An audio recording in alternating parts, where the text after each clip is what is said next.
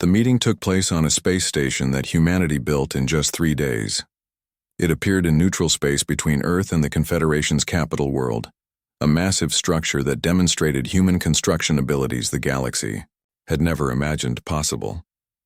Ambassador Hae-Young Shin walked through the station's main corridor, her footsteps echoing in the vast space. She was Earth's first official galactic diplomat, a position that hadn't existed a month ago. Behind her walked Director Chan-Woo Lee, who had been given the impossible job of creating Earth's new Galactic Relations Department from nothing. "Are you nervous?" Chan-Woo asked as they approached the main meeting hall. Hae-Young smiled. "Terrified, but someone has to do this job, and apparently it's me." The meeting hall was enormous, designed to accommodate representatives from hundreds of different species. In the center sat a large round table with seats arranged so that no one position appeared more important than any other. It was humanity's way of saying that they wanted equality, not domination. The first delegates to arrive were from the Confederation's Central Council. Admiral Gextar was among them, no longer wearing his military uniform but dressed in simple civilian clothes. His capture and treatment by human forces had changed him. Gone was the arrogance and cruelty he had shown before. In their place was something Earth had rarely seen from the Confederation: respect. "Ambassador Shin," Gextar said, bowing politely. "Thank you for agreeing to meet with us." "Thank you for coming," Hae-Young replied. "Please take a seat. We have much to discuss." Over the next hour, representatives from dozens of species filled the meeting hall. Many were former enemies who had sent ships to attack Earth. Others were neutral parties who wanted to understand what humanity intended to do with their newfound power. A few were representatives of smaller species who had suffered under Confederation rule for centuries. Marshal Ga-Young Park entered the hall wearing the uniform of humanity's new peacekeeping force. She was the supreme commander of Earth's galactic military operations, responsible for maintaining the peace that had followed the 18-day war. Her presence reminded everyone of humanity's military capabilities, but her calm demeanor suggested those capabilities would be used for protection, not conquest. "Ladies, gentlemen, and honored delegates of all species," Hae-Young began, "we gather today not as victors and defeated, but as neighbors who must learn to live together in peace." A Thrakari general interrupted. "Your people destroyed our fleets. You invaded our space. You demonstrated your power by humiliating our greatest warriors. How can you speak of peace?" Hae-Young looked at him calmly. "General, how many of your people died in our campaign?" The general paused, clearly not wanting to answer. "None," Hae-Young continued. "In 18 days of military operations across hundreds of worlds, human forces killed exactly 0 enemy personnel. We disabled your weapons, we captured your ships, but we harmed no one. Does that sound like the action of conquerors?" Admiral Vexhall, who had led the Great Fleet against Earth, spoke up. "Then what do you want from us?" Director Chan-Woo Lee activated a holographic display in the center of the table. It showed a map of the galaxy with thousands of star systems marked in different colors. "This is what we want," Chan-Woo said. "An end to the cycle of conquest and exploitation that has defined galactic civilization for centuries. Look at this map. Red systems are species that have been conquered and enslaved. Yellow systems are under threat of conquest. Orange systems are engaged in active warfare. Green systems are truly free and peaceful." The delegates studied the map in silence. There were very few green systems. For over 1,000 years, Hae-Young explained, galactic civilization has operated on a simple principle: the strong take from the weak. Advanced species conquer primitive ones. Large empires absorb smaller ones. Might makes right. She stood and walked around the table, making eye contact with delegates from different species. "But this system doesn't make anyone truly safe. Today's conqueror becomes tomorrow's conquered. Today's advanced civilization becomes tomorrow's primitive victim. The cycle never ends because it's based on fear and competition instead of cooperation and mutual benefit." A delegate from the Zephon Coalition asked, "What are you proposing instead?" Marshal Ga-Young answered, "The new Galactic Covenant. A system where aggression is impossible because any species that attacks another will find their military capabilities mysteriously failing. A system where resources are shared fairly because hoarding them becomes pointless. A system where every species can develop at their own pace without fear of conquest or exploitation. And humanity will enforce this system? Asked a Confederation counselor. Humanity will guarantee this system, Hayoung corrected. There's a difference. We won't rule over other species. We won't tell you how to govern yourselves or what technologies to develop. We won't interfere in your internal affairs. But, Director Chanwu added, we will prevent any species from harming another. If you attack your neighbors, your weapons will stop working. If you enslave other species, your fleets will find themselves unable to travel. If you threaten the peace, you'll discover that your military technology has become useless. Admiral Gextar leaned forward. How is that possible? You can't monitor every system in the galaxy. Hayoung smiled. Can't we? Admiral, during the 18-day campaign, how many human ships did your sensors detect approaching your homeworld? None, Gextar admitted. They appeared without warning. And how many are watching your world right now? Gextar was quiet for a long moment. I don't know. That's the point, Marshal Gayung said. You'll never know. But they're there. Invisible. Guardians making sure that no one starts another war. The truth was more complex than the delegates realized, but humanity saw no reason to explain all the details. Earth's technological advancement hadn't stopped with faster ships and better weapons. They had developed technologies that could monitor entire star systems from vast distances, detect military buildups before they became dangerous, and disable aggressive technologies with pinpoint precision. More importantly, they had created self-replicating monitoring systems that spread throughout the galaxy like invisible seeds. Every major star system now contained hidden human observers that could respond to threats in minutes rather than months. A delegate from a small, previously conquered species raised her hand tentatively. What about us? The species that were enslaved or destroyed. What happens to us under this new system? Hayoung's expression became gentle. You're free. All of you. Every enslaved species, every conquered world, every people who lost their independence to stronger neighbors. The new Galactic Covenant guarantees your right to self-determination.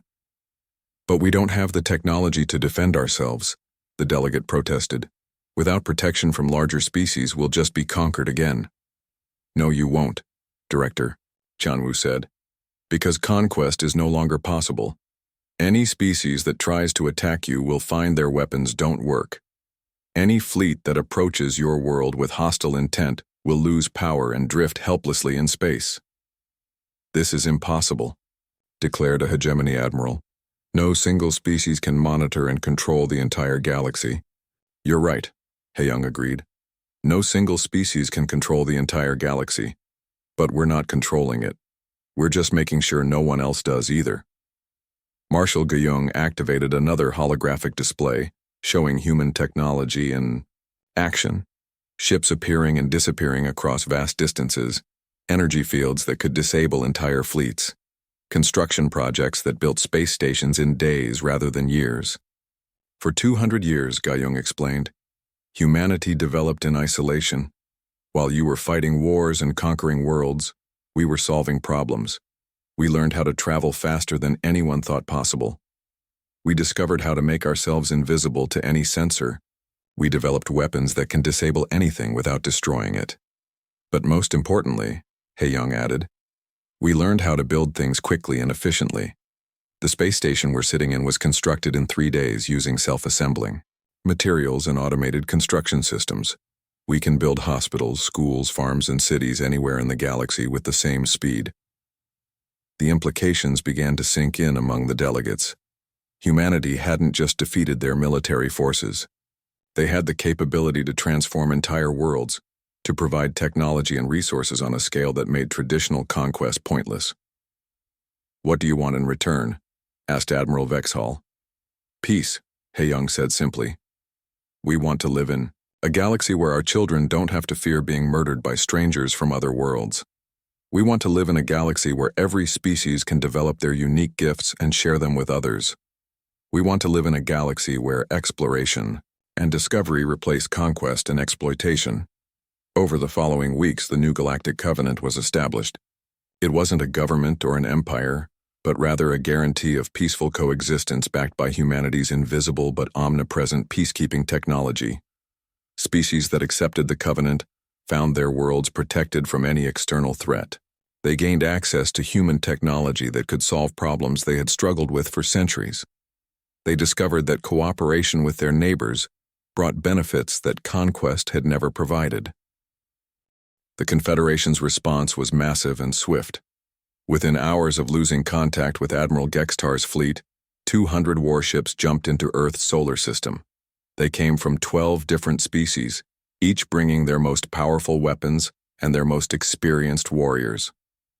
Fleet Admiral Byung-hun Ryu stood on the bridge of humanity's flagship, the Silent Thunder, and watched the enemy fleet arrive. He was Earth's supreme military commander, a position he had never wanted but accepted when war became inevitable. Around him, his crew worked at control stations that looked more like art than technology. 200 ships, reported Captain Soyeon Jang, his intelligence officer. Everything from fast attack vessels to planet-killer battleships. They're not taking any chances this time.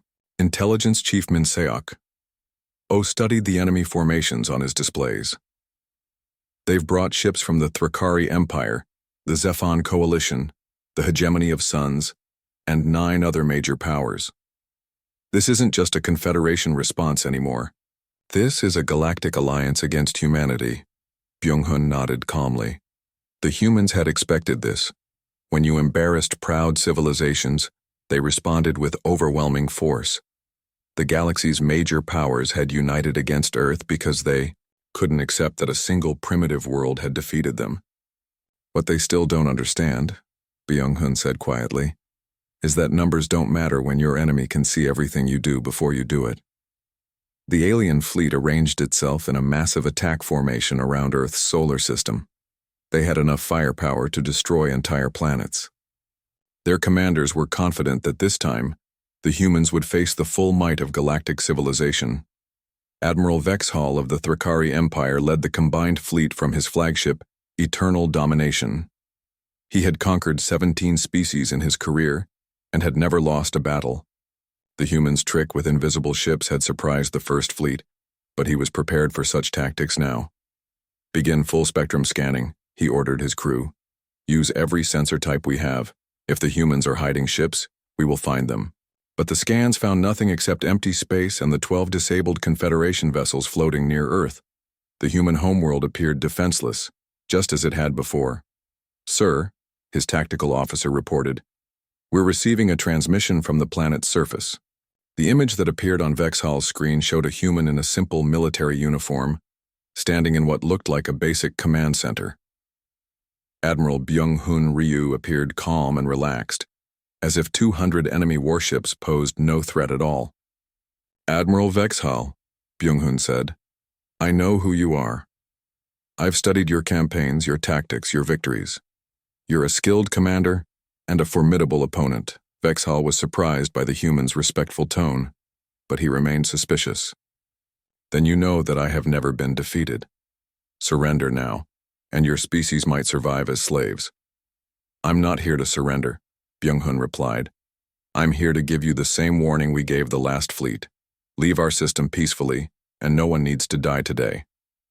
The last fleet was caught by surprise with primitive tricks, Vexhall snarled.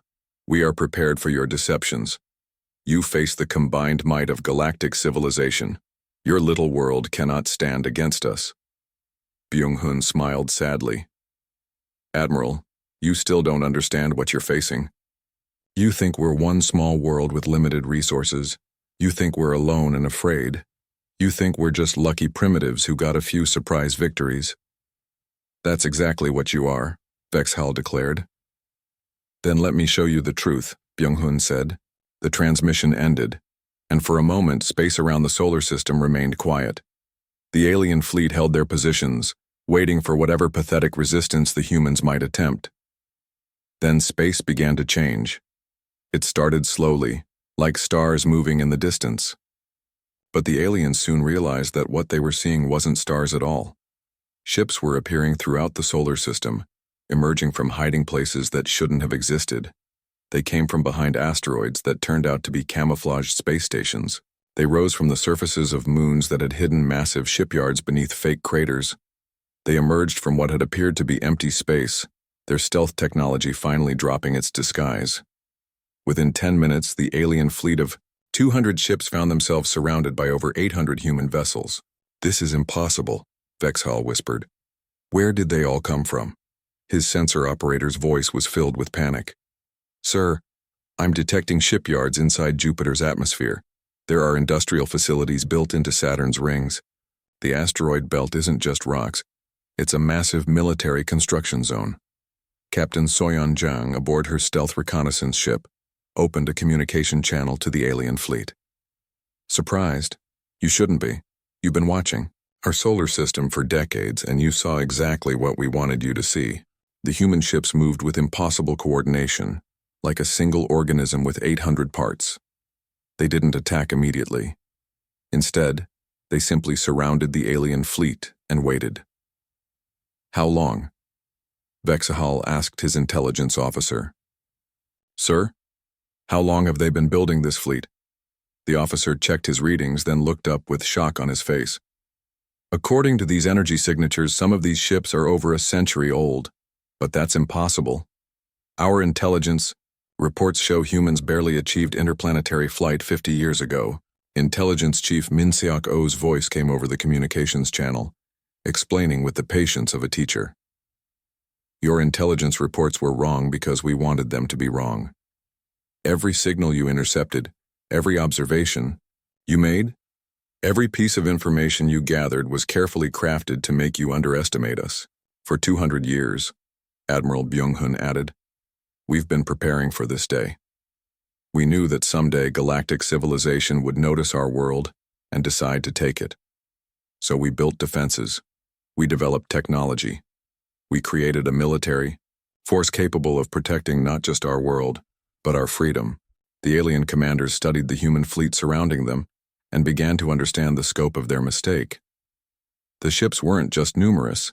They were advanced beyond anything in the galaxy. Energy readings showed power systems that should have been theoretically impossible. The vessels moved with grace and speed that made the most advanced alien ships look clumsy and slow. "Open fire!" Vexhal ordered desperately. "All ships, open fire!" The alien fleet unleashed everything they had: energy beams, missiles, plasma, cannons, and weapons that could crack planets-filled space with deadly light. It was enough firepower to destroy a dozen worlds. But when the light faded and the energy dissipated, the human ships remained exactly where they had been. They hadn't moved, hadn't activated visible shields, hadn't even seemed to notice the attack. "Damage report," Vexhal demanded. "Sir," his weapons officer said in a small voice, "our weapons had no effect. None at all. It's like we were firing at ghosts." Dr. Nari Cho's voice came from the human flagship, explaining calmly, "Your weapons work by applying force to matter. Our defensive systems work by controlling the basic forces that hold matter together. When your energy hits our shields, it simply stops existing in this local area of space-time." "That's impossible," Vexhal protested. "No, Admiral, it's just advanced. There's a difference." The human fleet began to move, not to attack, but to demonstrate. They flowed around the alien vessels like water around rocks, their movements so precise and coordinated that it looked like a dance. Ships that should have been too large to maneuver like fighters moved with the grace of birds. Then they stopped, and space fell silent again. "We could destroy your entire fleet right now," Admiral Byung-hun said over the communication channel. "Every ship, every crew member, every piece of technology you brought here. We could do it in minutes, and you couldn't stop us." "Then why don't you?" Vexhal asked. "Because destroying you won't solve the real problem. Tomorrow the Confederation will send more fleets. Next week, other species will join the fight against us. Next month, the entire galaxy will unite to crush the upstart humans before we become a threat to their established order." Byung-hun paused, letting his words sink in. "So instead of destroying you, we're going to send a message, not just to the Confederation, but to every species in the galaxy. We're going to show them all what happens when they threaten innocent humans. What happened next would be remembered as the most one-sided military campaign in galactic history. The human fleet didn't destroy the alien vessels. Instead, they systematically disabled every single ship with the same energy fields that had been used against the first Confederation fleet. 200 mighty warships representing the combined power of galactic civilization became floating scrap metal in less than 30 minutes. But that was just the beginning. As the disabled alien fleet drifted helplessly in space, human ships throughout the solar system suddenly vanished. They didn't fly away or hide behind stealth fields. They simply disappeared, jumping to faster-than-light speeds that the galaxy had thought impossible.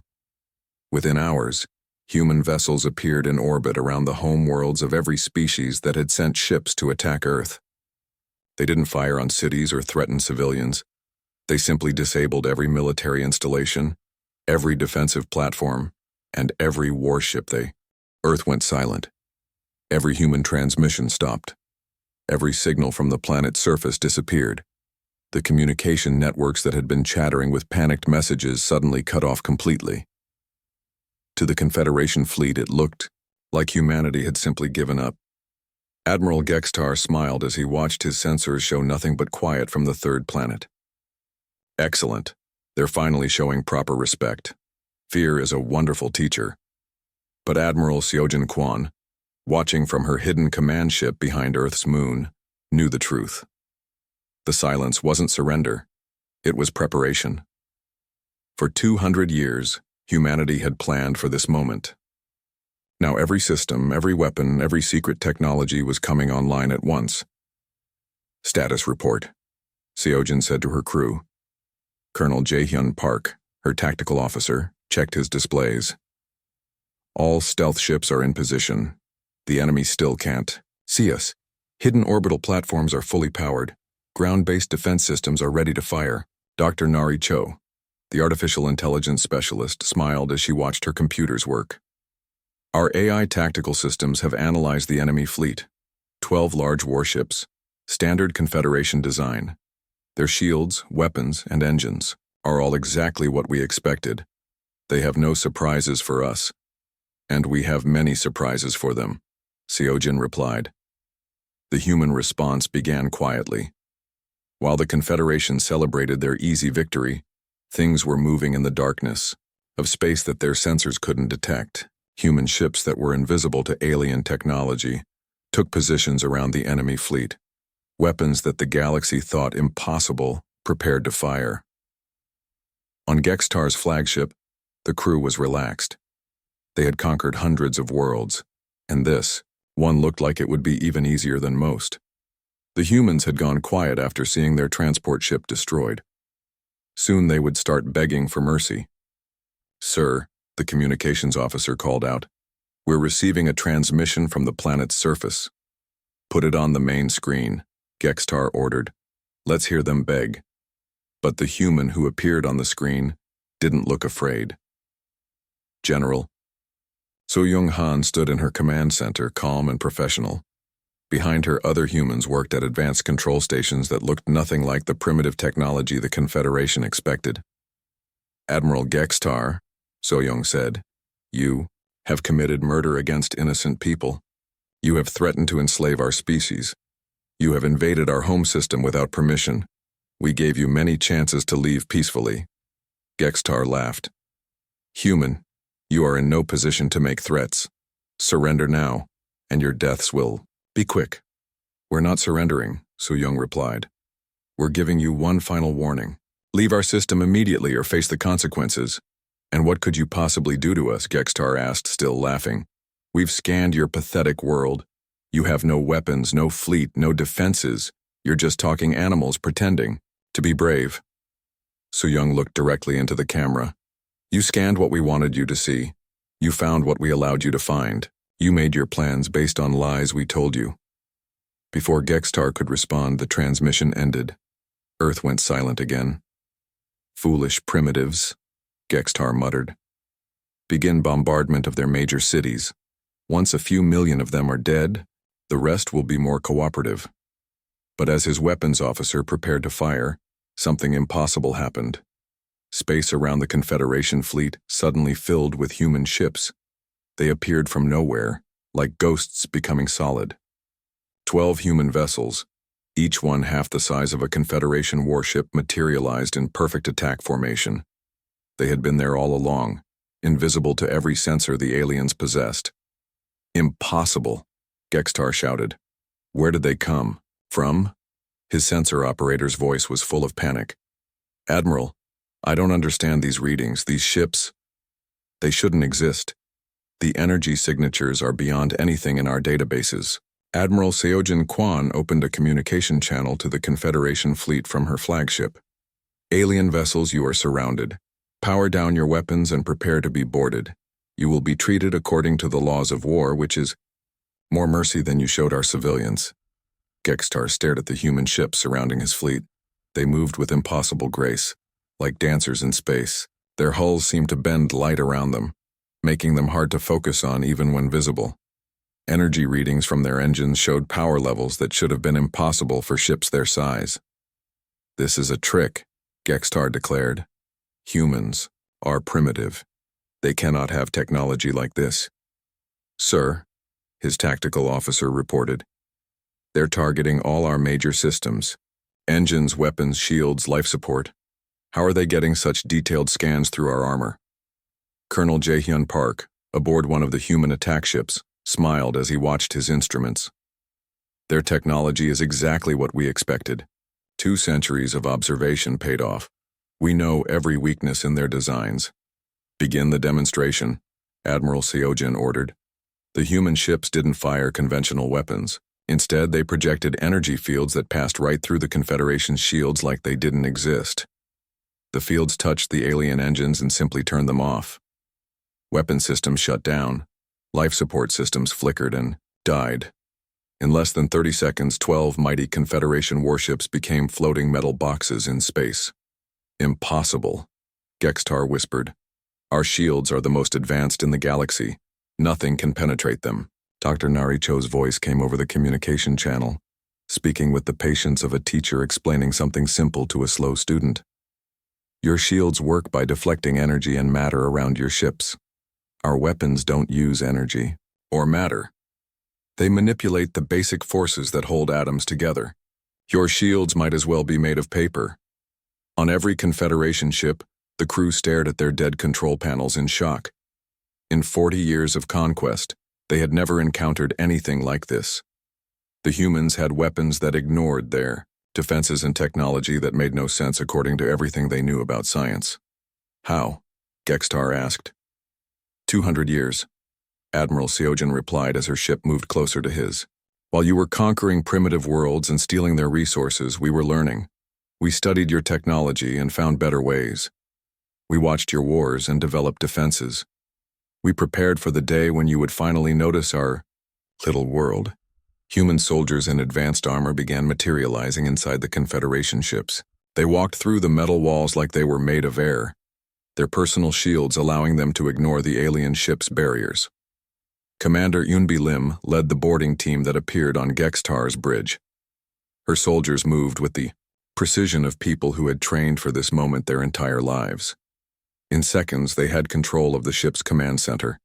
Admiral Gextar, Yoonbi said politely, you are now a prisoner of war.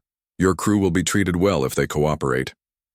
Gextar looked around his bridge, which was now filled with human soldiers whose technology made his advanced warships look like children's toys. This is impossible. Humans are supposed to be weak. We were never weak, Yoonbi replied. We were patient. There's a difference. Across the Confederation fleet, the same scene played out. Human soldiers appeared inside every ship, taking control, without firing a shot. Advanced Confederation warriors found themselves prisoners of a species they had dismissed as primitive animals. In the Space Monitoring Center on Earth, Jiwoo Park watched the operation with mixed feelings. They had won their first victory, but he knew this was just the beginning. Admiral Seojin reports all enemy vessels secured, Minji announced. No human casualties. No alien casualties either. They showed no mercy to our civilians, Donghyun said angrily. Why are we being so gentle with them? Because that's what makes us different from them, Jiwoo replied. They kill innocents. We capture enemies. They destroy. We protect. Taehyung pulled up a display showing the entire solar system. Commander, we're detecting more Confederation ships approaching from deep space. It looks like a full invasion. Fleet. 200 vessels. Jiwoo nodded. He had expected this. The Confederation would not accept the loss of one small fleet quietly. They would send more ships, more weapons, more soldiers. They still didn't understand what they were facing. Send a message to Admiral Seojin, Jiwoo ordered. Tell her to prepare the main fleet for launch. It's time to show the galaxy who we really are. In space around Earth, the 12 captured Confederation ships hung lifeless and dark. But around them, something new was happening. Space itself seemed to be opening up, revealing things that had been hidden for centuries. Humanity was done hiding. The galaxy was about to meet the real Earth. The alien fleet stopped just outside Earth's orbit, like metal monsters studying their prey. Admiral Gextar, the Confederation commander, stood on his flagship's bridge feeling very pleased with himself. In 40 years of conquest, he had never seen such an easy target. Scan the planet again, he ordered his crew. Show me their pathetic defenses. The sensors swept across Earth and found almost nothing military. A few small satellites, some basic communication systems, and what looked like simple weather monitoring stations. The humans had no orbital weapons, no defense platforms, and no military fleet. Admiral, his second officer reported, we're detecting some kind of transport ship approaching from the outer system. It appears to be carrying human civilians. On the screen, a large but peaceful-looking vessel came into view. It was returning from Mars, carrying 3,000 humans back to Earth after finishing work on the Red Planet's newest city. The ship had no weapons, no armor, just families going home. Gextar looked at the civilian transport and smiled cruelly. Perfect. Let's show these primitives what happens when they don't submit immediately. General Soo-Young-han was in the underground, command center beneath Seoul when the news came. She had been Earth's top military strategist for 20 years, but had spent most of that time planning defenses that she hoped would never be needed. Now, watching the alien fleet threaten her world, she knew that time was over. The civilian transport New Horizon is requesting emergency landing clearance, reported Dr. Jinwook Yang, the physicist who had helped design Earth's secret technologies. They're carrying 3,000 people, including 500 children. Commander Yoonbi Lim, leader of Earth's most elite soldiers, stood nearby with her arms crossed. Her silent guard units had trained for decades in secret, preparing for a war that might never come. Now it looked like their time had arrived. Can we protect the transport? Yoonbi asked. Not without revealing our capabilities, Soo-Young replied. The moment we activate our defenses, the aliens will know we're not as weak as they think. On the main screen, they watched the civilian ship slowly approaching Earth. It was still 2 hours away from safety. The alien fleet was positioned perfectly to intercept it. Jiwoo Park's voice came over the communication system from the Space Monitoring Center. All units, the aliens are powering up their weapons. They appear to be targeting the civilian transport. Soo-Young closed her eyes. For 200 years, humanity had avoided this moment by staying hidden and peaceful. But now innocent people were about to die, and Earth faced a terrible choice. Save the civilians and reveal their true strength, or stay hidden and watch 3,000 humans be murdered. Send a message to the alien fleet, Soo-Young ordered. Tell them the transport is carrying only civilians and poses no threat. The message was sent quickly, but the alien response was cold and harsh. Primitive species, all humans in this system are now property of the Galactic Confederation. This vessel will be destroyed as an example of what happens to those who do not submit immediately. In the transport ship New Horizon, Captain Woojin Park tried to stay calm as he spoke to his passengers over the ship's communication system. Many of these people were his friends. He had known some of the families for years. Everyone please remain calm, he announced. We're in contact with Earth Defense, and they're working to resolve this situation. But Wu Jin could see the alien warships on his sensors. He could see their weapons charging. He knew that his peaceful transport ship had no chance against military vessels designed for conquest. In the passenger areas, parents held their children close. The adults tried to look brave, but everyone could feel the danger. These people had lived their entire lives in peace. They had never seen war, never faced violence, never imagined they might die simply for being human. On Gextar's flagship, the weapons officer reported the target lock was confirmed. "Admiral, shall we fire?" Gextar nodded. "Destroy the transport. Make sure Earth can see it happen. Let them know what resistance costs." The Confederation warships opened fire. 12 powerful energy beams struck the civilian transport at the same moment. The new horizon exploded in a flash of light and metal fragments. 3,000 human lives ended in an instant. Men, women, children, families, friends, all gone. The explosion was visible from Earth's surface. 12 billion humans looked up at the night sky and saw their people die.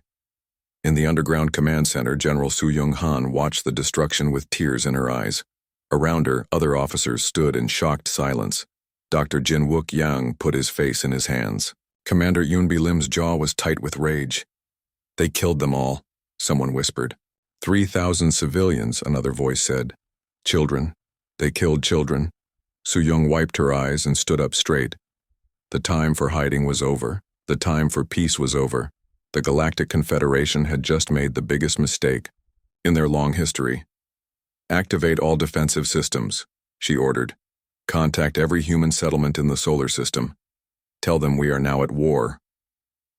"What about our policy of non-violence?" Dr. Yang asked. "They ended that policy when they murdered our people," Su-Young replied.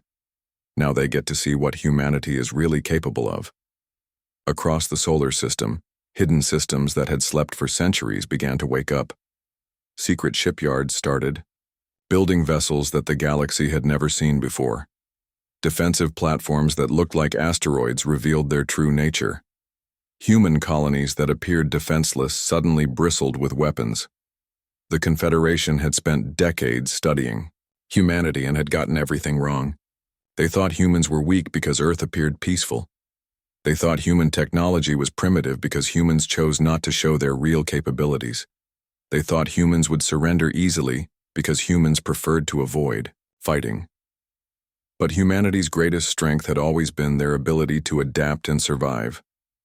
For 2 centuries, they had adapted to the threat of galactic civilization by becoming something the galaxy had never seen before. They had built weapons that could destroy planets but chose to hide them. They had created ships faster than anything else in space but kept them secret. They had developed technologies that seemed impossible, but used them only for defense. The Confederation had just forced humanity to stop hiding. Admiral Gextar watched the destroyed transport ship drift apart in space and felt satisfied. The humans had seen what happened to those who didn't obey. Now they would surrender quickly and accept their new role as Confederation property. "Sir," his sensor operator called out, "I'm detecting some kind of energy surge from the 3rd planet. Probably their primitive power systems overloading from fear." Gextar laughed. "Prepare for planetary occupation. These humans will learn to serve us well." But the energy readings continued to grow. All around Earth, things that had looked like simple satellites and weather stations were revealing their true purpose. The peaceful planet was transforming into something the Confederation had never encountered before. "Admiral," the sensor operator said again, his voice worried now, "I think we might have made a mistake." Gextar looked at his screens and saw readings that made no sense. The primitive planet was showing energy signatures that should have been impossible for such a backward species. For the first time in his long career of conquest, Admiral Gextar began to feel afraid. On Earth, General Su-Young Han opened a communication channel to the alien fleet. "Confederation vessels," she said, her voice calm but deadly. "You have killed 3,000 innocent humans. You have threatened our world and our people. You believe we are weak and primitive." She paused, letting her words sink in. "You are about to learn how wrong you are." 3 days passed and the alien mining operations grew larger. More ships arrived in Earth's outer system. The aliens set up permanent stations among the asteroids and began taking everything valuable they could find. They acted like they owned the entire solar system. Admiral Yoongi Choi arrived at the Space Monitoring Center on the fourth morning. He was an old man now, with gray hair and tired eyes, but his mind was still sharp. For 40 years he had studied military history and alien behavior. Earth's government had called him back to help understand what the Confederation was planning. "Show me everything," Yoongi said as he entered the main control room. Lieutenant Hiran Nam, the newest member of their team, displayed the current situation on the big screen. 23 alien ships now filled the asteroid belt. They had built 3 large mining stations and were pulling resources out of the rocks at an incredible speed. "They're taking enough materials to build a small fleet," Hiran reported. "Iron, titanium, rare metals, everything useful." Jiwoo joined them, along with engineer Taehyung Seo. Taehyung was the genius behind many of Earth's hidden defensive systems. He looked at the alien operations and shook his head. "Their technology is actually pretty basic," Taehyung said. "Those mining lasers are at least 50 years behind what we could build. Their ships move slowly and their energy systems waste power. I'm surprised they can travel between stars at all." Admiral Yoongi studied the alien formations. "They're not worried about defense. Look how spread out they are. No patrol ships, no protective formations. They think they're completely safe here." "Why wouldn't they?" Minji asked, joining the group. "According to their files, we're just primitive humans with chemical rockets and basic computers." Yoongi pulled up the Confederation's intelligence report on Earth.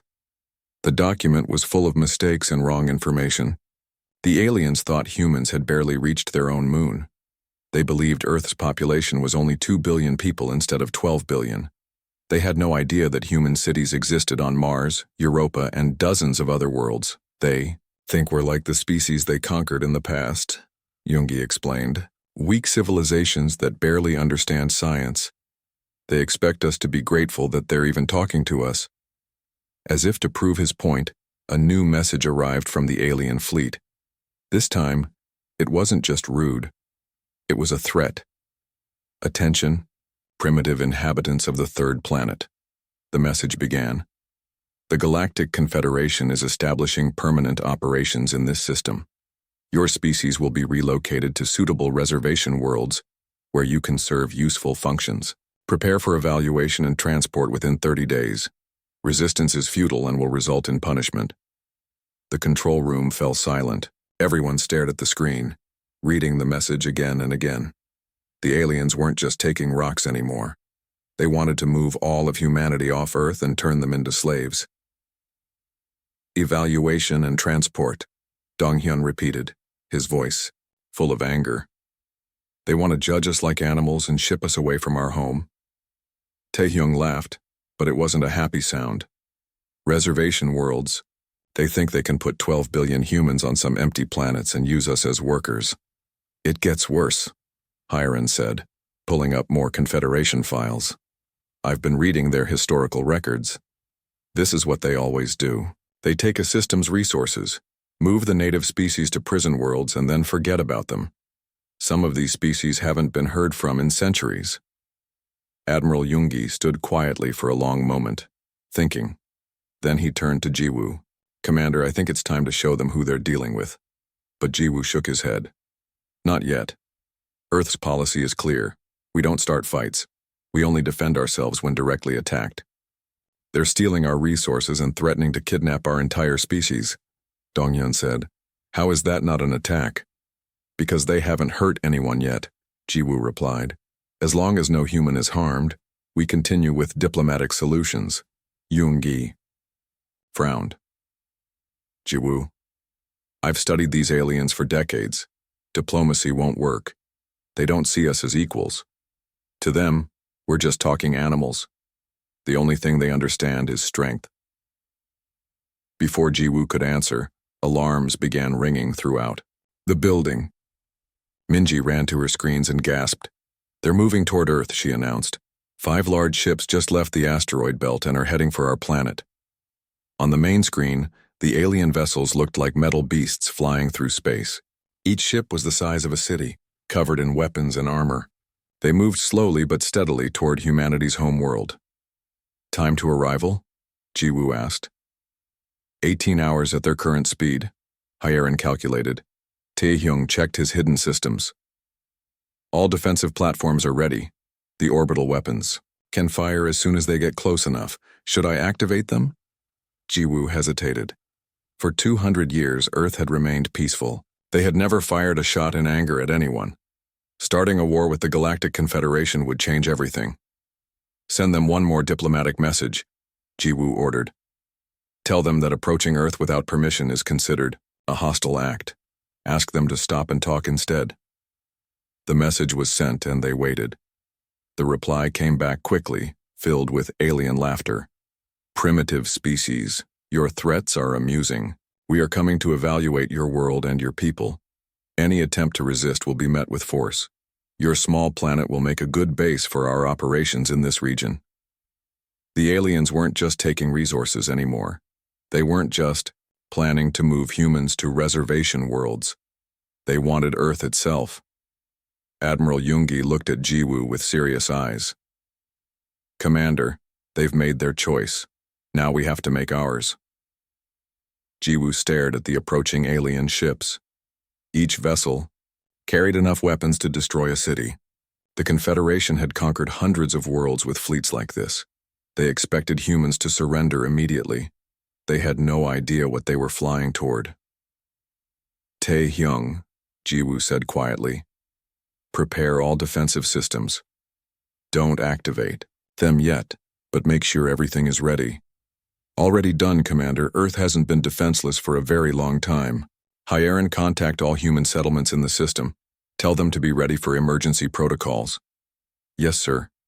What about the hidden colonies? Should they reveal themselves? Jiwoo thought about the secret human bases scattered throughout the solar system. The aliens didn't know they existed. That might be useful later. Not yet. Let them stay hidden. We might need surprises. As the hours passed, the alien ships grew closer to Earth. More vessels left the asteroid belt to join them.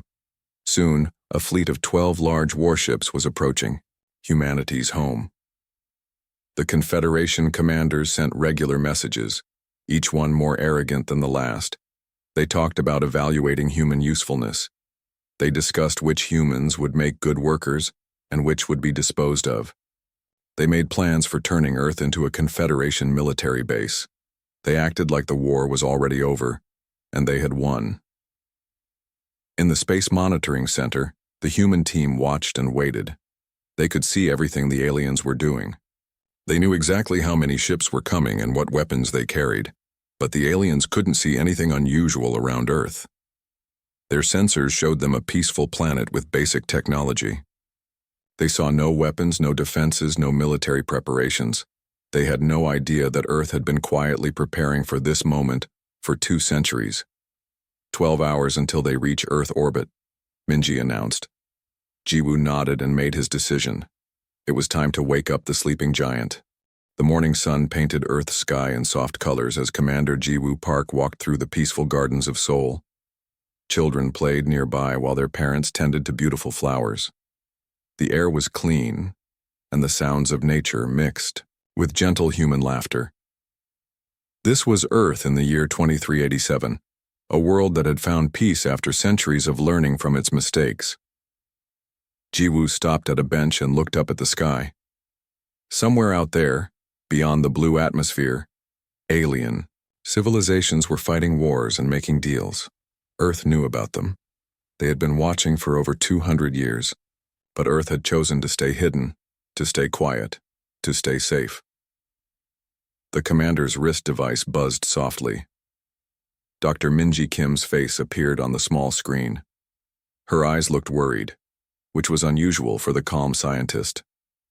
Jiwoo, we need to meet at the Space Monitoring Center. Something important is happening, Minji said. Jiwoo nodded and began walking toward the transport station. The city around him was beautiful. Buildings grew like living things, covered in plants and powered by clean energy. People moved slowly, without the rush that had once defined human cities. There were no weapons on the streets, no soldiers, no signs of military might. Earth looked weak to anyone watching from space. But that was exactly what Earth wanted. At TU, the Space Monitoring Center, Captain Dong-Yun Lee was already waiting. The young officer stood straight, his uniform perfect, but his face showed excitement.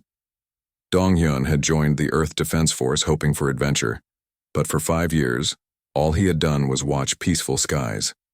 "Commander," Dong-Yun said, saluting. "Dr. Kim says we've detected movement in the outer system." Minji led them to a large room filled with screens showing space around Earth.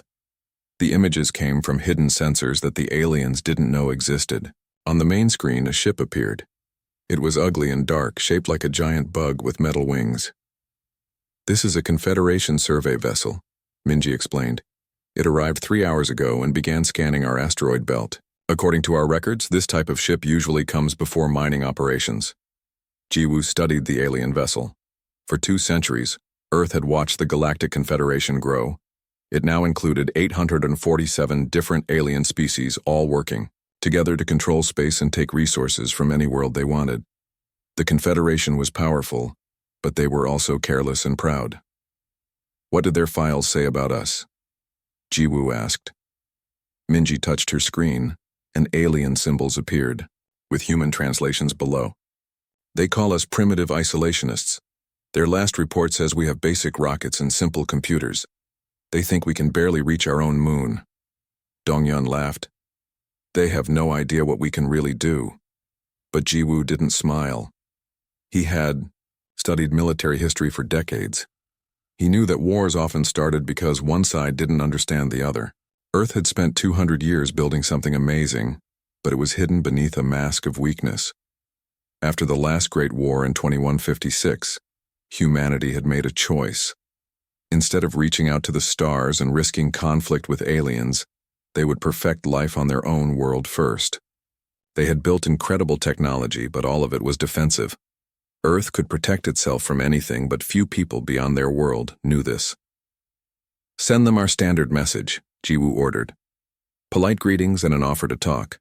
Minji typed quickly, then sent the message toward the alien ship. They waited. An hour passed before the reply came back. The alien voice was harsh and full of pride. "Primitive species. This system has been claimed for resource extraction by the Galactic Confederation. Your presence is noted but irrelevant. Do not interfere with our operations." Dong-Yun's face turned red with anger, but Jiwoo remained calm. This was exactly what they had expected. The Confederation didn't see humans as equals. To them, Earth was just another rock floating in space, and humans were just another animal species that happened to talk. "They're starting to mine our asteroids," Minji reported, watching her screens. "Large extractors are taking metals and rare elements." Jiwoo nodded slowly. Earth didn't need those asteroids, but that wasn't the point. The point was respect, and the aliens had shown none. "Send another message," Jiwoo said. "Tell them we would prefer they ask permission before taking resources from our system." This time, the alien reply came quickly and was even ruder.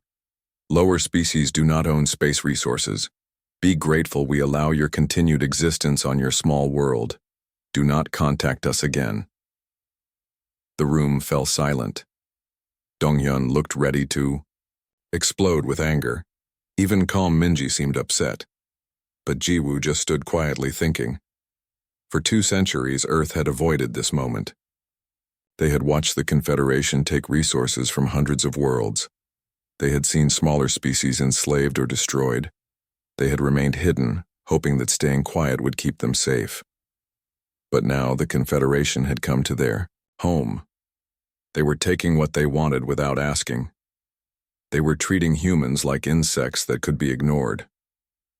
"What are our defensive options?" Jiwoo asked. Minji smiled for the first time that day. "All systems are ready.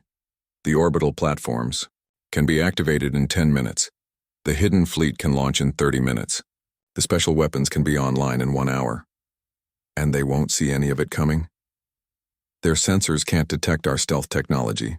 To them, we'll be invisible until we choose otherwise." Jiwoo walked to the window and looked out at the peaceful city. Children were still playing in the gardens. Parents were still tending flowers. Artists were still creating beautiful things. This was the world they had built after choosing peace over war. But sometimes, peace required strength. Sometimes, being quiet was not enough. For now we watch, Jiwoo decided. If they stay in the asteroid belt and don't threaten our worlds, we let them take some rocks. But if they come closer to Earth, or if they harm any human, we respond. Donghyun looked disappointed, but he nodded. Minji returned to her screens, monitoring the alien ships. The day continued peacefully, just like thousands of days before. But something had changed. The Galactic Confederation had finally noticed Earth. They had dismissed humanity as weak and primitive. They had taken what they wanted without asking. They didn't know that Earth had been preparing for this day for 200 years. They didn't know that every human building, every human ship, every human settlement contained hidden weapons and defenses. They didn't know that humanity had developed technology that made Confederation science look like stone tools. The aliens thought they were dealing with a primitive species that would be grateful for their attention. They were about to learn how wrong they were. As night fell over Seoul, Jiwoo Park stood in his office looking up at the stars. Somewhere out there, alien miners were stealing from his system. Somewhere out there, alien commanders were laughing at human weakness. Tomorrow would bring new challenges. The Confederation would grow bolder. They would demand more. They would push harder. And when they pushed too far, they would discover that the quiet world had been quietly preparing for war.